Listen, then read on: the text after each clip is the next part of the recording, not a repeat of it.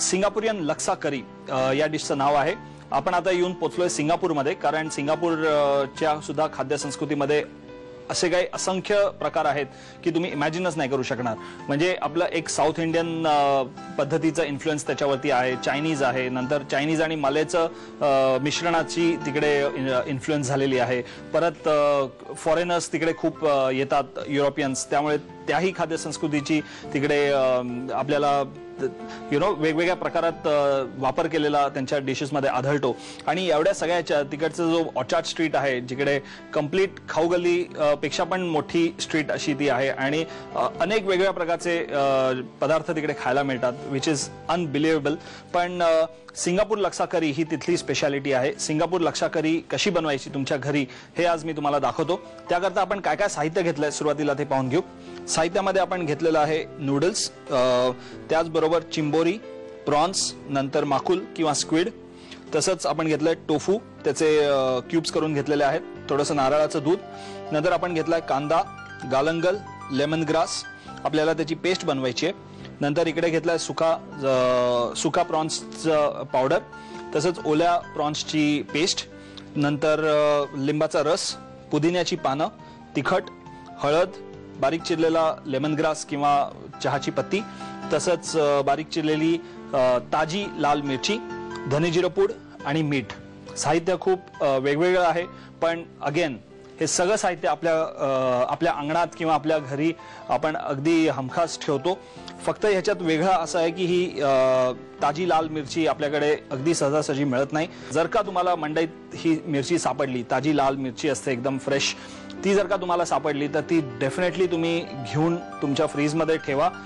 ती बरेच दिवस टिकते, तुम्ही त्याची पेस्ट बनवून ठेवा, आणि ती तुमच्या रोजच्या जेवणात सुद्धा जरी तुम्ही वापरली ना तरी तुमच्या रोजच्या जेवणाला एक वेगळाच फ्लेवर तुम्हाला येईल। सो सुरुवात करूया आपल्या या लक्सा करीला। ह्याच्यातले हे नूडल्स जे आहेत ते आपले रेग्युलर नूडल्स मी घेतलेले आहेत, कारण आपल्याकडे हे नूडल्स अगदी इझिली मिळतात। पण जर का आपण सिंगापूरमध्ये खाणार असू तर आपल्याला ते राईसचे नूडल्स मिळतात, तांदूळाच्या पिठापासून बनवलेले नूडल्स। ते नूडल्स त्याच्यामध्ये वापरलेले असतात किंवा फ्लॅट नूडल्स असतात, आणि अनबिलिव्हेबल म्हणजे ही जी डिश आहे ती टोटली टेस्टी आणि मस्त अशी डिश आहे। सुरुवात काय करूया, आपण आधी याची पेस्ट बनवून घेऊया। एक प्रकारचं कालवण आपल्याला बनवायचं आहे। कांदा, लेमन ग्रास आणि गालंगल या तिन्ही गोष्टी जर का तुम्हाला मिळाल्या असतील तर तुम्ही लगेच लक्सा करी बनवायला घेऊ शकता। मी ह्याची पेस्ट बनवून घेतो। आता या करीसाठी सुरुवातीला मी कांदा, लेमन ग्रास आणि गालंगल ह्याची पेस्ट बनवून ठेवली आहे। ही पेस्ट बनवून झालेली आहे। एका साईडला मी पॅनमध्ये तेल गरम करायला ठेवलेलं आहे, मातीचं भांडं आहे। आपल्याला आता ह्याच्यामध्ये ही करी बनवायची आहे। सुरुवातीला आपण हे जे कालवण आहे हे आपण चांगलं परतून घेऊया।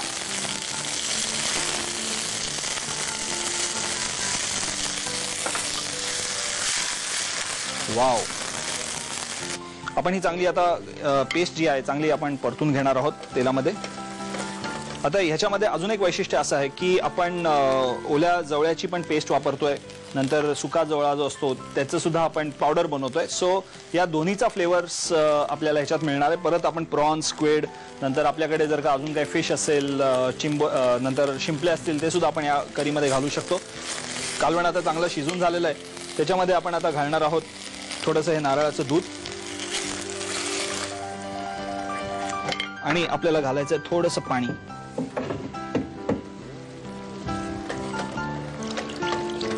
थोडीशी आधी पातळ करून घ्यायची, कारण आपल्याला ही ग्रेव्ही शिजवायची आहे।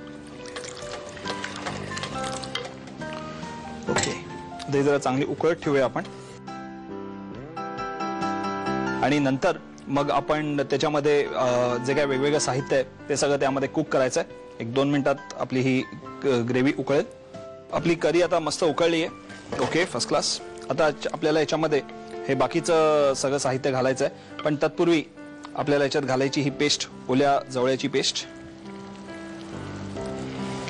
याच्यामध्ये आपण फिश सॉस वापरत नाहीये, सोया सॉस वापरत नाहीये। त्याच्यामध्ये आपण हे सगळे मसाले घालूया, थोडंसं तिखट, नंतर थोडीशी हळद, लेमन ग्रास आपण सगळ्याच्या सगळा घालून टाकू, कारण त्याचा फ्लेवर आपल्याला पाहिजे। तशीच थोडीशी धनेजिरं पूड, चवीला मीठ, ही लाल मिरची, अमेझिंग, त्याची टेस्ट एकदम अप्रतिम लागणार आहे. नंतर ही थोडीशी पुदिन्याची पानं आधी घालून टाकूया याच्यात. तुम्हाला लक्षात येईल की किती युनिक डिश आपण बनवतोय. आता याच्यामध्ये आपण हे सगळे फिश आहेत ते सगळे याच्यात घालू. Let it cook. त्या करीमध्येच आपण शिजवून घेऊया मस्त. क्रॅब त्याचं पण पाणी सुटेल, त्यामुळे आपण खूप अगदी पातळ केलेली नाहीये करी आधीच. स्क्विड, प्रॉन्स आणि क्रॅब तिन्ही आपण घातलेलं याच्यात. तसंच आपण याच्यामध्ये टोफू सुद्धा घालू शकतो. आता आपली ही करी आता तयार झालेली आहे, लक्षा करी. आपल्याला आता सर्व करायची आहे. सर्व करण्याकरता आपण हे नूडल्स आधी या डिशमध्ये घालूया बेसला.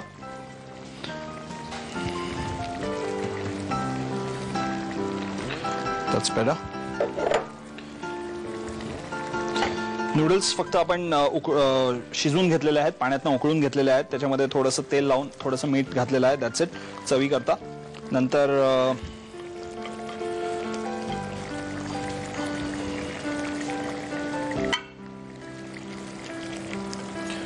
Crab,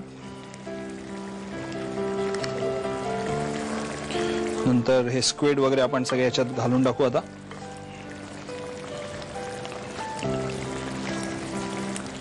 first class. नंतर ह्याच्यावरती आपल्याला ही सुक्या जवळ्याची पावडर घालायची आहे थोडीशी. वंडरफुल. हे आपण टोफू घालूया त्याच्यामध्ये, थोडेसे पीसेस टोफूचे, सोया पनीर जे असतं. आणि आता ही जी करी आहे ही करी आपल्याला त्याच्यामध्ये ओतायची आहे.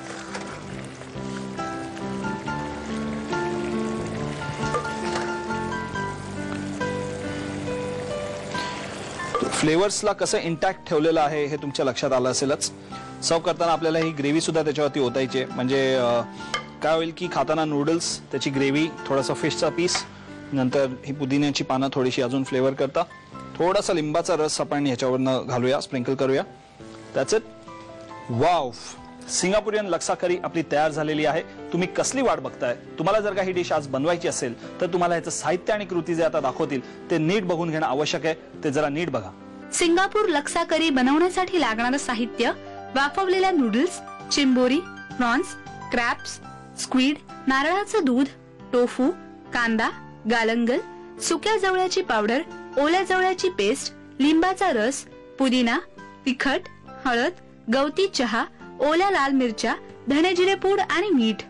कृती: कांदा, गवती चहा आणि गालंगल याची पेस्ट करून घ्यावी. तिखट, गवती चहा, धने-जिरे पूड, ओली लाल मिरची, पुदिना, चिंबोरी, स्क्विड आणि प्रॉन्स घालून करी वाफेवर शिजू द्यावी. सर्व करताना बाउलमध्ये वाफवलेले नूडल्स घालावेत. त्यामध्ये करी, शिजवलेला क्रॅब, स्क्विड आणि प्रॉन्स घालावेत. त्यामध्ये सुक्या जवळ्याची पावडर, टोफू आणि वरून पुन्हा करी घालावी. पुदिन्याची पानं आणि लिंबाचा रस घालून करी सर्व करावी.